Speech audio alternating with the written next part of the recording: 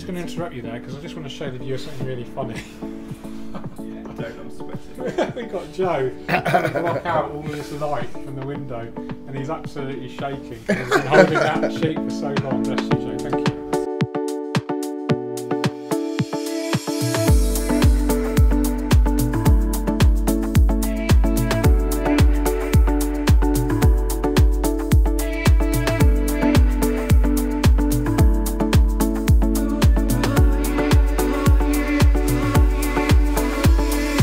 Hi everyone, George here, and a very exciting video for you today. I'm at Scaped Nature and we're going to look at one of the most beautiful low-tech aquascapes I've ever seen. You may have seen it before on the channel. I'll leave a link to it in the description, but it's now almost 2 years old, looking better than ever. We're going to have an in-depth look at it with Ray, the creator and owner of Scaped Nature, and then later on we're actually going to go to Ray's home where he's got another 2 beautiful low-tech scapes that we'll do a deep dive into as well. So super excited about this one, hope you guys are too. If you do enjoy this video, hit the thumbs up, subscribe if you haven't already. Let's go and take a look. Okay, so here we are. This is the Dennerle NanoCube 30 litres, and I think you'll agree, it looks absolutely fantastic. Just coming up for 2 years old now, and that Bucephalandra is some of the best I've ever seen. Let me know in the comments, guys, what you think. So I've got Ray with me here, and I'm going to just have a conversation with him about this beautiful scape, get a bit of an insight into his process, maintenance techniques, and hopefully answer some questions, and you know, with the aim that you might be able to create something like this yourselves at home. Hi Ray, how are you? Yeah, good. Really great to be back in the store, and really great to have some attention on this beautiful little NanoCube. Oh, it's good to have you with us, mate.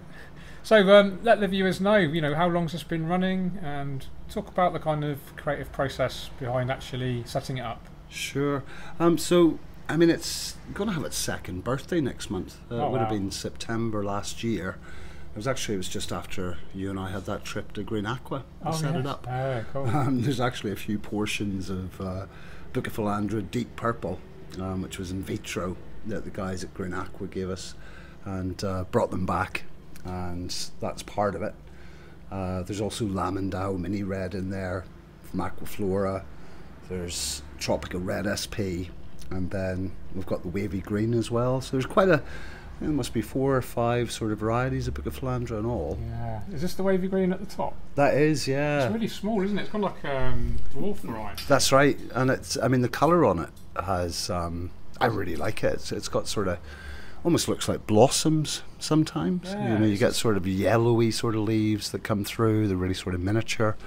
Then you've got the darker greens as well. It's actually a lot paler, like a brighter green than usual, isn't it? Yeah, it's not. I mean, I've never had wavy green look like that in any other tank. So this is non-CO2? Non-CO2. It's never had CO2 added to it. Wow. It's always been low tech. So what fertilisers are we using? So, I mean, there have been changes with this. Since it was set up, we'd used the EA, the Aquascape or plant food probably in its first sort of year when we had it at home, and then brought it up to the shop at the start, and then probably for the last year it's been the Tropica specialised fertiliser. Okay, and do you add that after every water change, or daily, or is it just a bit haphazard?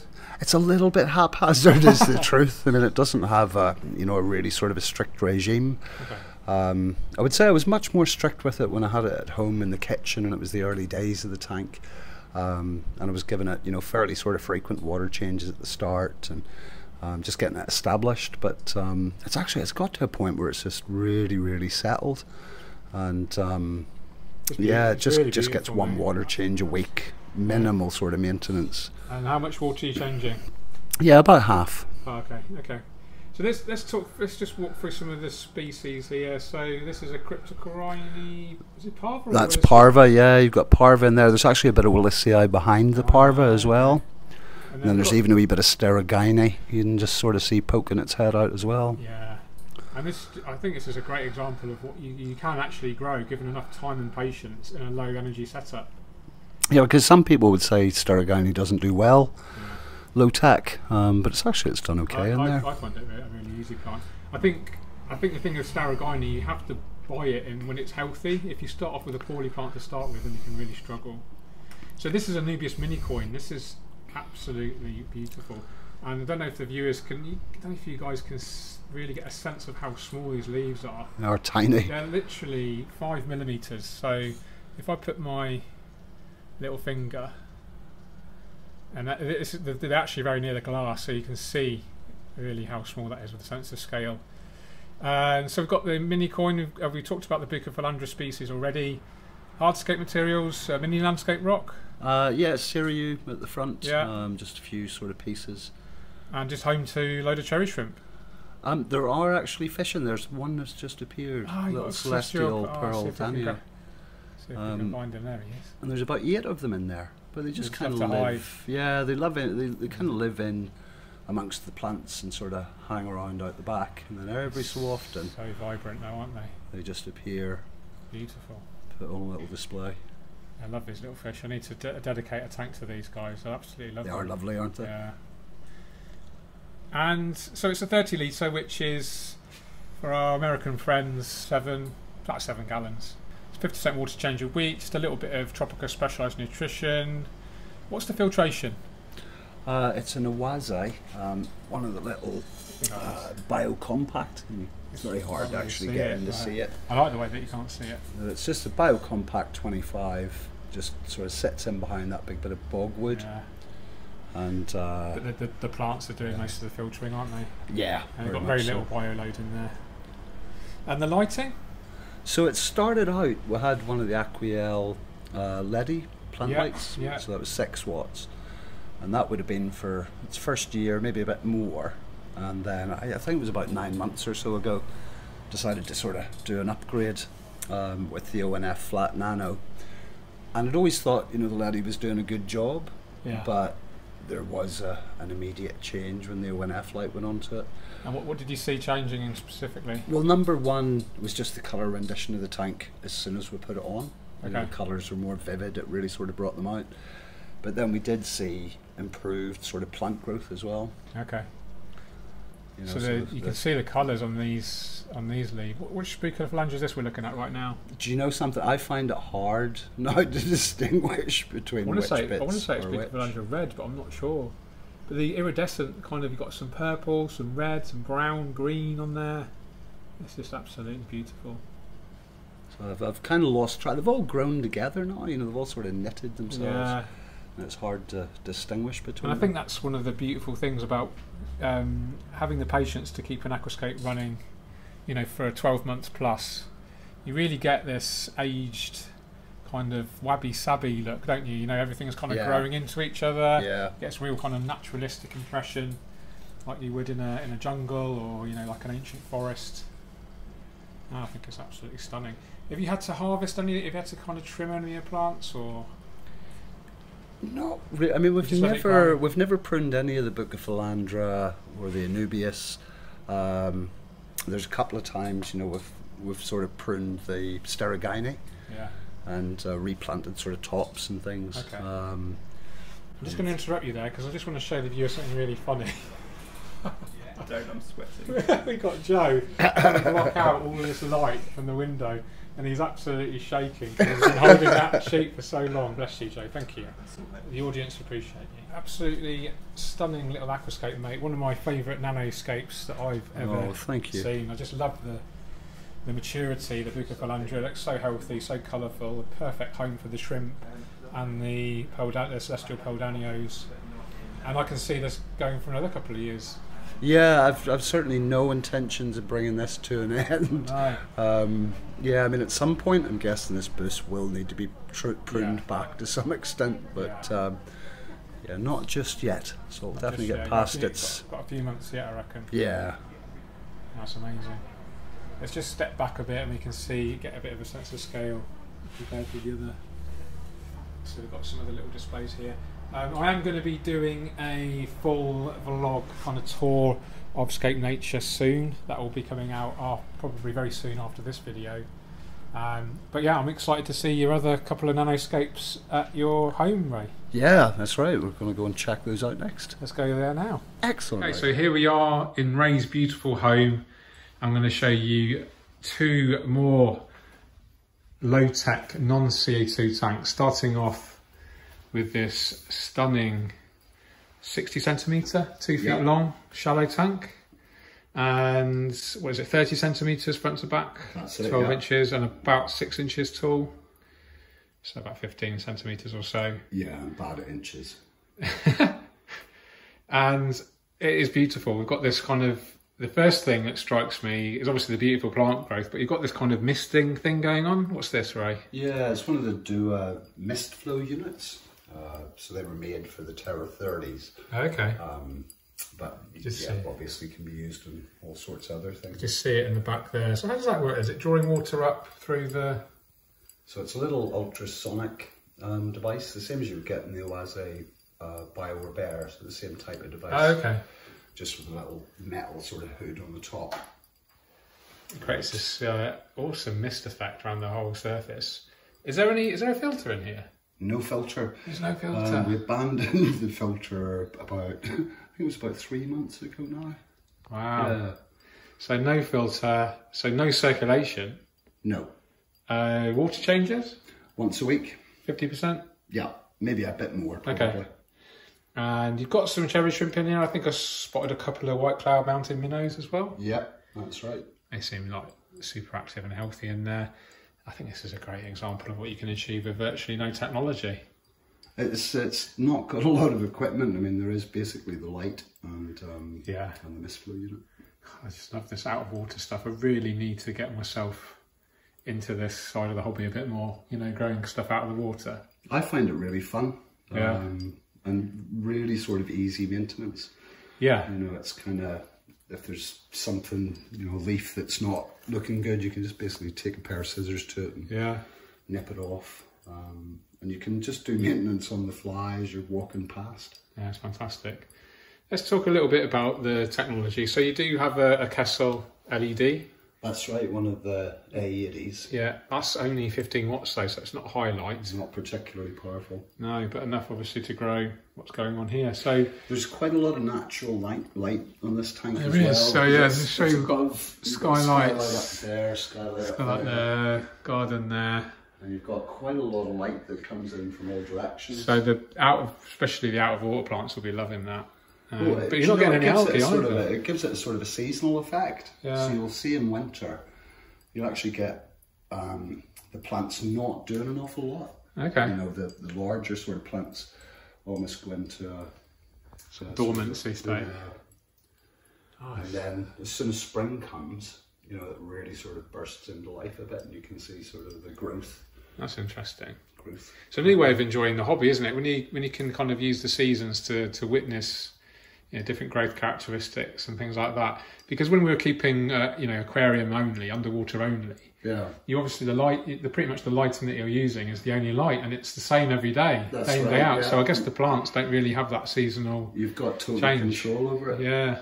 That's a whole new kind of aspect, isn't it? It's funny though, I mean, because you always think about you don't want sunlight hitting your aquarium. You know, it's one of those things you try to avoid. But in this case you do. And yet this doesn't seem to get a lot of negative sort of adverse effects from getting. Yeah, and I think if you only kept underwater plants with all that sunlight, you'd have issues. Yeah. I think the out of water plant growth is obviously, it's taking a lot of nutrients out from the water. That's going to help limit algae. Well, there's some pretty big plants in there. You know, there is. This Spathiphyllum, or Spathiphyllum Licea, peace lily, basically. Okay. Which had a lovely big flower on it until recently, which had the tail off, and you've got lucky bamboo coming from the back. You've got some mangrove. Yep, red mangrove. Beautiful. And then you've got some kind of aquatic plants that are growing out of the water. So this is Rotala. I think it's orange juice. Rotala orange juice. Okay, that's cool. Anubias, everyone's favourite. Yep. Yeah. And there's a Bromeliad, I know that. Yeah, there's several Bromeliads in there, these sort of cluster of different types. This is a Tillandsia. Yeah, that's a Bromeliad Tillandsia. I'm not even sure. Oh, okay, maybe someone watching can tell us. Yeah. And then under the water, I know these plants. So this is Staurogyne repens. That's right. This is doing really well. And there's some crypt in there as well. Is that Willisii? That's right, up in the corner, and it sort of spreads up in the back. You've got a little bit of the Hydrocotyle, tripartita. Sort of spreading from the centre around the back of it. You even got some Riccia in there, I've only just noticed that. Yeah. Some more Anubias Petite. Anubias Petite. There's a lovely little Bucephalandra in there as well. Like a needle leaf. Which, it was our friend Adam. In Poland, yeah, who gave he gave you a little portion. Yeah, he gave me cuttings from his tank. And he said he didn't know for sure what the variety was. It looks like a needle leaf. But he'd been given it years ago in Japan when he was over at the ADA. Oh, wow. As cuttings from their tank. Yeah. And you can see it's spread all along. It's doing really well. And stuff. Excuse the reflections. Oh, that's great. And it's got like a regular gravel substrate. Yep. But you've got some sort of Cryptocoryne soil, is it? Or aqua soil? Yeah. That's right. I love this mist on the water. It's just below that. Again, you've got more of that sort of needle leaf variety. And then you've got some tiny Bucephalandra What's leaves. that? Where did you get that from? So that's Lamandau mini red. Is it? But it's tiny. That's really tiny. It looks really different to when you normally grow it. Yeah. Yeah. Love it. And this is a bit of Hygrophila pinnatifida. Yeah. Tiny Which hadn't done that well in the tank. I actually removed some recently. But left that wee bit in to see if it maybe pops up. Oh, I love this. I love the fact that it's no filter, no CO2. I think it's worth talking about water changes because a lot of people will say you can get away with no water changes as well. So I have to admit, it got neglected. I mean, over winter, yeah, I kind of let it do its own thing. Okay, was it okay? So that it didn't have that pristine sort of look to it. Okay. But then when I started sort of paying a bit more attention to it again come spring, I clean up around the glass and stuff, and actually behind that the plants were absolutely fine. Yeah. So the main thing was that the glass. Got just aesthetically. Aesthetically it didn't look as good, but it didn't seem to have any particular sort of problems for the plants. Oh, that's great, mate. Let's just have a little chat about these beautiful things because we did an interview fairly recently, didn't we, for the channel? And this was the backdrop. That's right. And people are really fascinated by all these things here. Is this ONF Nano? ONF Flat, Flat Nano stand. Growing some sort of fern, and is that another Spatiphyllum? That's right, another peace lily. Yeah. And they're growing off a piece of lava rock. Beautiful. We've got some. And that's a mighty bonsai. It's just very young. Oh, okay. You're going to conquering the garden. So we're basically taking that from first seedling. Wow. And see how that gets on. That's awesome. Great, it's a lovely little table of nature we've got going on here. Beautiful. Thank you. So let us know in the comments, guys, what is your favourite so far? Is it this one or the Dennerle NanoCube? I reckon everyone's going to prefer the Dennerle NanoCube. You reckon? Yeah, but we need to go and see Darra's tank. That's right, we do. Let's go there now. Okay, so here we are in Ray's son's lovely bedroom, Darra, and this is his... another low-tech non-CO2 tank. What size is this, Ray? It's 55 litre. It's a Leddy 60. Okay, so 60 centimetre. Okay, so it's about 13 gallons or so. And I really love this. It's really different, actually. It's not a classic nature aquarium, but it's got elements of it. What I really like, the first thing that really strikes me is the layers. So you've got this distinct foreground layer here with the Seiryu Stone. And some white sand, and then in the kind of mid-ground we've got this beautiful driftwood, loads of epiphyte plants, some Hygrophila, and then we've got a distinct kind of background over here. Livestock, we've got these platies, Ray? Yeah, I think they're meant to be coral red, but they're more orange looking to me. Yeah. And then we've got loads of shrimps. These are like beautiful, like an orange colour. I think they get called carrots. Yeah. Yeah. Is that what Darra calls them? Carrots? No, I think that's... is that actual like sort of name cherries, carrots, that kind of thing. Yeah. Yeah, lovely. So let's talk about some of the plants. This is interesting. This is the Hygrophila Compact. That's right. Which I didn't realise the leaves got so big. Which is probably the low light. Yeah. So I've got this going on in my OASE Staurogyne 85, and it's staying quite compact, but it's got a lot more light, I think, than this. And then got some Bucephalandra here. Yep. What's this It's one? more Lamandau mini Lamandau red. mini red. Loads of Anubias. We've got 3 or 4 different species of Anubias here. So we've got the Petite. Some more Petite there. Is this gracelis? Gracelis, yeah, that's Yeah. it. And Petite here. Some. Is this golden coin? Mini coin? Yeah, that's the limited edition Tropica golden coin, In I the think centre right there. the name of That's it. lovely. Really nice. And then some more. So this. Got a bit of bulbitis sort of slowly coming down the back. Yeah, because that's like, people think that's quite a demanding plant, but I think it's quite easy. Just I think so. slow Do you know, I growing. quite like it in low low tech, tech, yeah. because you don't get algae on it. It's just got a slightly different sort of leaf Yeah, texture and shape. I think that's a really interesting thing about non-CO2.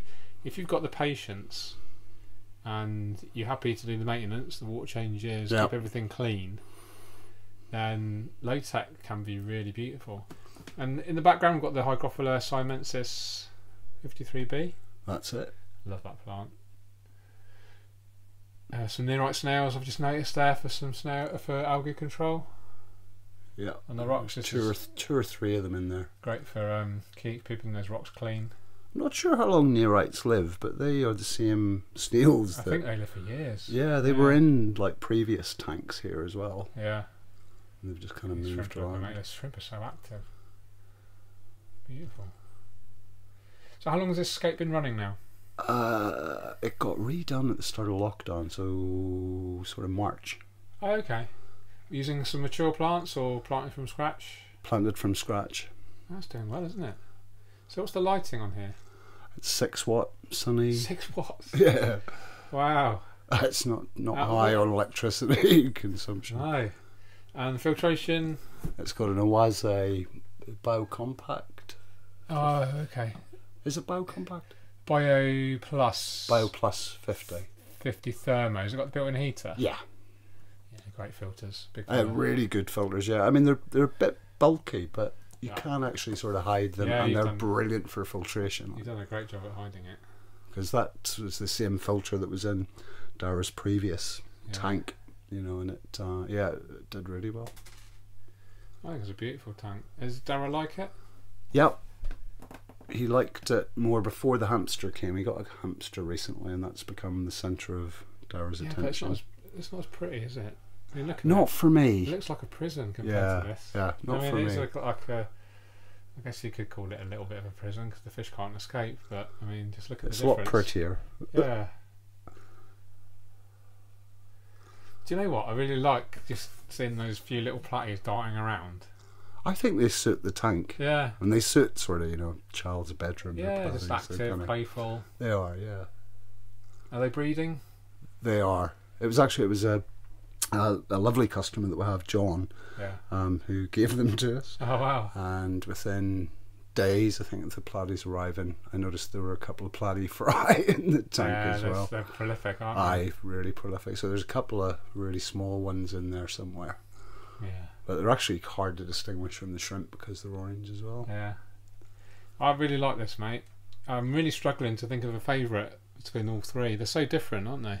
Yeah, I'm not Have sure you myself. got a favourite? Well, the one that is mine most, if you like, the one I sort of play around with most, is the shallow tank in the kitchen. Okay. But the one up at the shop, yeah, I love the one up at the shop. Yeah. Actually, it's been going for such a long time, and Yeah, it's been on a journey with you as well, isn't it? it has. You know, it started in the kitchen, it moved to the shop, Yeah. and it just keeps getting better and better, that tank. Yeah, I think. And it gets easier and easier, which is a lovely sort of a direction that for is it a to go in, isn't it? Yeah, absolutely. That's great, and I think all three are great scapes. I'm really interested to know what the viewers think, what their favourite is. So let us know in the comments, guys. I'll say cheerio now. Thanks for this, Ray, showing us your Thank three you. low No, tech brilliant. scapes. Yeah, great having you here again. For those that are watching right now, we're actually in a few minutes going to go downstairs and do an interview for my new podcast. That's right. So that's exciting. So if you don't already follow the George Farmer podcast, check it out. I'll leave a link in the description, and you can hear a full-on interview with Ray. So thanks again, mate. Let us know in the comments, guys, which is your favourite out of these 3 beautiful scapes. Let us know why it's your favourite as well. I always like to know why you like these things. And I'll say cheerio. Take care. Keep on scaping. Bye-bye. Cheerio.